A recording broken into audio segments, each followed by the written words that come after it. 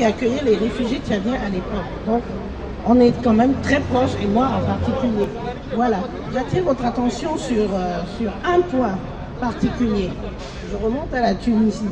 Le président Bourguiba a dirigé la Tunisie exactement comme les Tunisiens voulaient que la Tunisie soit dirigée.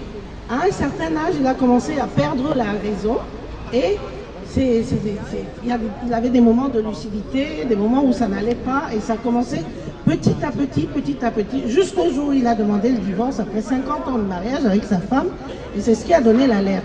Et ce que les militaires avaient fait à ce moment-là, c'est qu'ils l'avaient isolé. Ils lui ont fait croire qu'il continuait à diriger son pays et ont créé une autre présidence, un autre, enfin ils sont allés ailleurs, etc. Les peuples ne sont pas les mêmes, donc les peuples ne peuvent pas réagir de la même façon. Idriss Déby, quand on lui reproche de ne pas tenir compte des intellectuels, etc., c'est qu'on ne tient pas compte du fait que c'est quand même un homme qui a fait une guerre, une longue guerre, un homme qui a vu ses amis mourir et un homme qui a tué. Un psychopathe n'est pas une personne comme une autre. Il a des moments de lucidité et des moments où il n'est pas lucide. Mais ça ne se voit pas puisqu'il est à peu près comme nous. Donc, j'interviens pour dire que pour moi, vous êtes victime de quelqu'un qui a un problème médical et vous le savez d'ailleurs vous-même.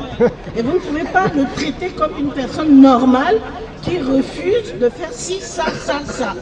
Voilà. Donc maintenant, la balle est dans le camp du peuple tchadien, parce que c'est votre pays, c'est à vous de trouver des solutions, mais toujours n'oubliez jamais que vous avez affaire à un homme malade, et qu'il n'est pas le seul qui soit malade dans ce pays. J'en connais de très importants en privé, que j'ai reçu moi-même, j'ai même été victime de leur maladie. C'est pour ça que j'ai pris mes pieds pour venir jusqu'ici, pour dire qu'il y a une différence entre parler d'un homme normal, parce qu'il y en a aussi qui refusent, et un homme qui ne se rend pas compte. Voilà.